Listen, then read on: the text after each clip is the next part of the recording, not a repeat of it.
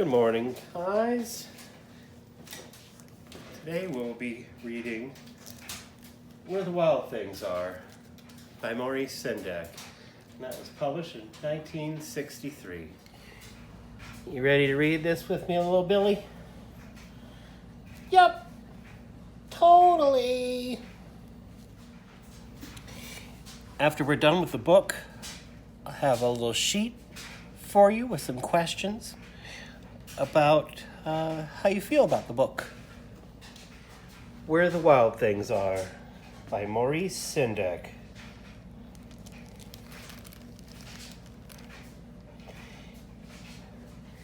Here you go.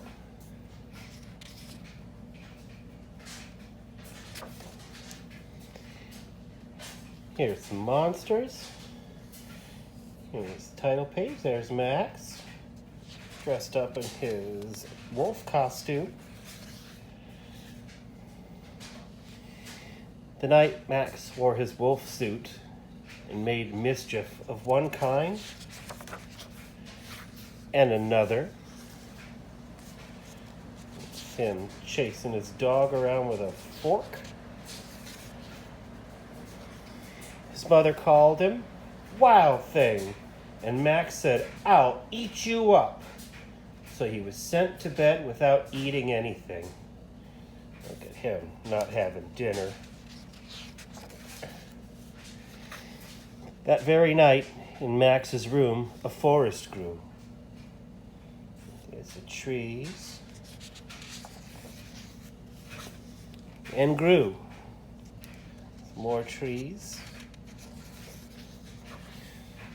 And grew until his ceiling hung with vines and the walls became the world all around. See, the forest. And an ocean tumbled by with a private boat for Max as he sailed off through night and day. The boat's got his name on it. You can see that. And in and out of weeks for almost a year to where the wild things are. It's a sea monster here.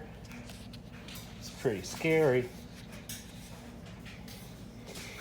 And when he came to the place where the wild things are, they roared their terrible roars and gnashed their terrible teeth, and rolled their terrible eyes, and showed their terrible claws. Look at their claws. This guy's pretty happy to see him. Till Max said, "Be still," and tamed them with the magic trick of staring into their yellow eyes without blinking once. And they were frightened and called him the most wild thing of all. And they made him king of all the wild things. See, he's got his crown and his scepter. And now, cried Max, let the wild rumpus start. This is the wild rumpus, which seems like a pretty cool party. It's more of the wild rumpus. They're climbing in the trees, as you can see. And this one's got an eagle head, but no wings. That's kind of sad. And more of the wild rumpus. He's riding on that one's back like a king does, I think. Now stop, Max said, and sent the wild things off to bed without their supper. And Max, the king of all the wild things, was lonely and wanted to be where someone loved him best of all. Then all around, from far away across the world, he smelled good things to eat. So he gave up being king of where the wild things are. But the wild things cried, "Oh, please don't go. We'll eat you up. We'll love you so."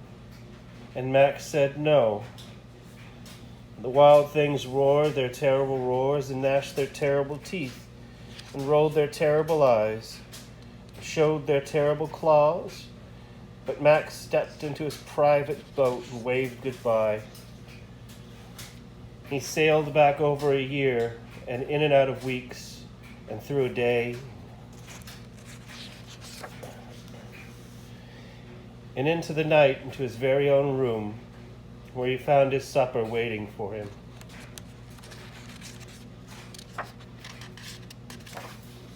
And it was still hot. That was a nice story. And there's the back. That sure was a good story, Mr. Keith. I really liked it. And sometimes I feel like Max. You ever feel like Max sometimes? I'm sure glad you asked, little Billy. That's one of my favorite books from when I was a little kid, about your age. And yeah, I felt like Max quite a lot. And I lived inside my own dreams and my daydreams all the time. So thanks, little Billy, for helping me out there. And I've got a page of questions for you to answer about how you feel about this book, and how you feel when you're at home and you just need to escape from the real world. Thank you.